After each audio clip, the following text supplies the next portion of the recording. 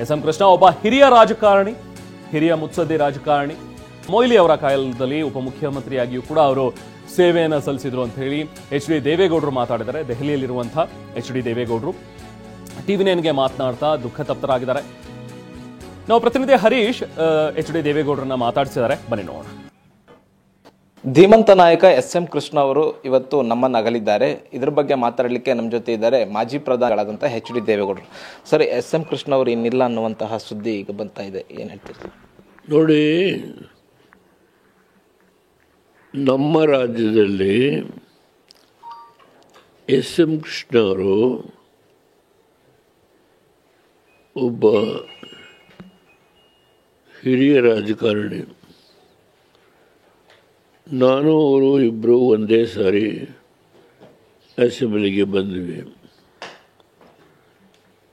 ನಿಮಗೆ ಉಬ್ಬಿದ ರಕ್ತನಾಳ ಅಂದ್ರೆ varicose veins ಸಮಸ್ಯೆ ಇದ್ದಲ್ಲಿ ಫ್ರೀ ಡಾಪ್ಲರ್ ಸ್ಕ್ಯಾನಿಂಗ್ಗಾಗಿ ಹಿಂದೆ ಭೇಟಿ ಕೊಡಿ ಏವಿಸ್ ಆಸ್ಪತ್ರೆಗೆ. ಅವರು ದೇವರಾಜ ಮಂತ್ರಿಮಂಡಲದಲ್ಲಿ ಮುಖ್ಯಮಂತ್ರಿ ಆದರು.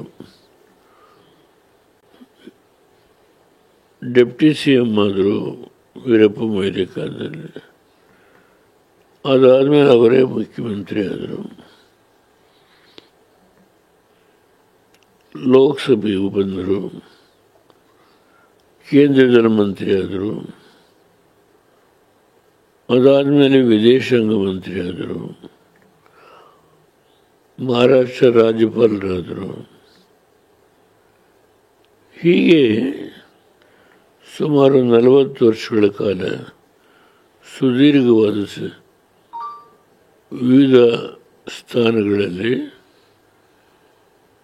ರಾಜ್ಯದ ಅಭಿವೃದ್ಧಿಗೆ ಕೆಲಸ ಮಾಡಿದ್ದಾರೆ.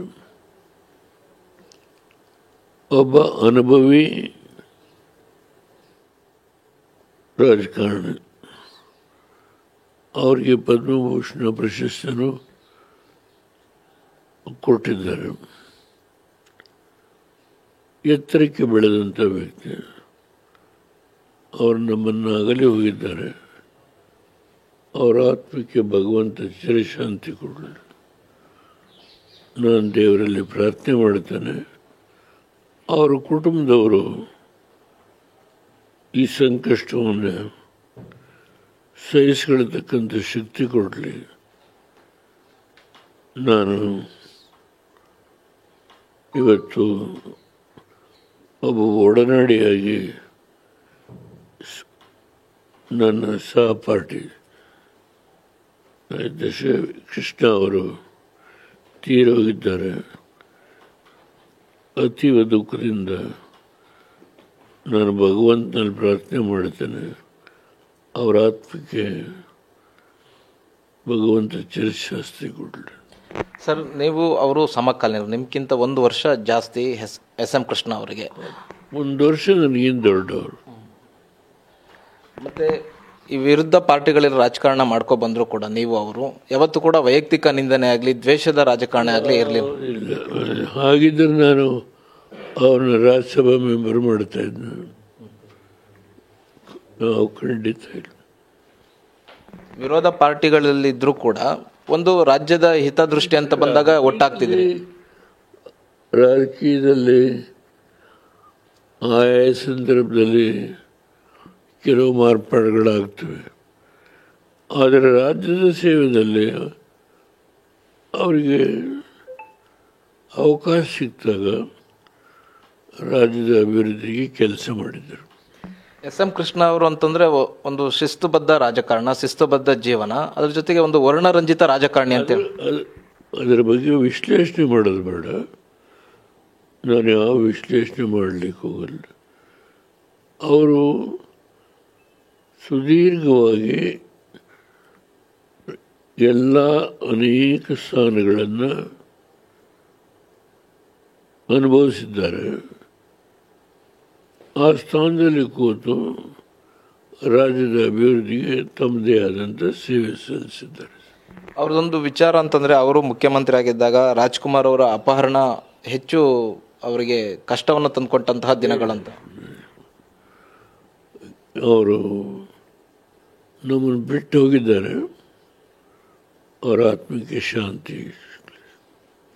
ಕಾವೇರಿ ಹೋರಾಟದಲ್ಲೂ ನಿಮ್ಮ ಹೋರಾಟಕ್ಕೆ ಅವರು ಕೈ ಜೋಡಿಸ್ತಾ ಇದ್ರು, ವಿರೋಧ ಪಕ್ಷದಲ್ಲಿದ್ದರು. ಗೊತ್ತಿದ್ದಾರೆ, ಸುಮ್ಮನೆ ಅವರು ನಮ್ಮ ಸ್ವಾಮಿಗಳು ಅವರು ಪಾದಯಾತ್ರೆ ಮಾಡಿದ್ದು ಗೊತ್ತು. ಅದೆಲ್ಲ ಬೇಡ ಈಗ. ಅಷ್ಟು ಹೋಗ್ತಾ ಇದ್ದೀರಾ ಸರ್ ಬೆಂಗಳೂರಿಗೆ?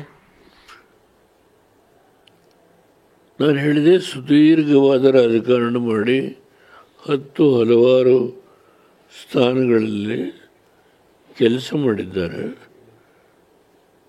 ಅದರಿಂದ ಆ ಎತ್ತರಕ್ಕೆ ಬೆಳೆದಂಥ ರಾಜಕಾರಣಿ ನಮ್ಮನ್ನು ಅಗಲಿ ಹೋಗಿದ್ದಾರೆ. ಅವರ ಆತ್ಮಕ್ಕೆ ಶಾಂತಿ ಸಿಗಲಿ. Okay sir, thank you. ಇದು ಮಾಜಿ ಪ್ರಧಾನಿ HD ದೇವೇಗೌಡರ ಮತ್ತು ಕ್ಯಾಮ್ರಾ ಪರ್ಸನ್ ಅಜಯ್ ಜೊತೆಗೆ ಹರೀಶ್, TV9 ನವದೆಹಲಿ. ಮಾಜಿ ಪ್ರಧಾನಿ HD ದೇವೇಗೌಡರು ಸಂತಾಪವನ್ನು ಸೂಚಿಸಿದರು. SM ಕೃಷ್ಣ ಅವರು ಅವರ ಅಧಿಕಾರಾವಧಿಯಲ್ಲಿ ಮಾಡಿದಂಥ ಒಂದು ಕೆಲಸಗಳು, ಅವರ ಒಂದು ಒಡನಾಟ, ಇದೆಲ್ಲವನ್ನೂ ಕೂಡ ಮಾತಾಡಿದ್ರು.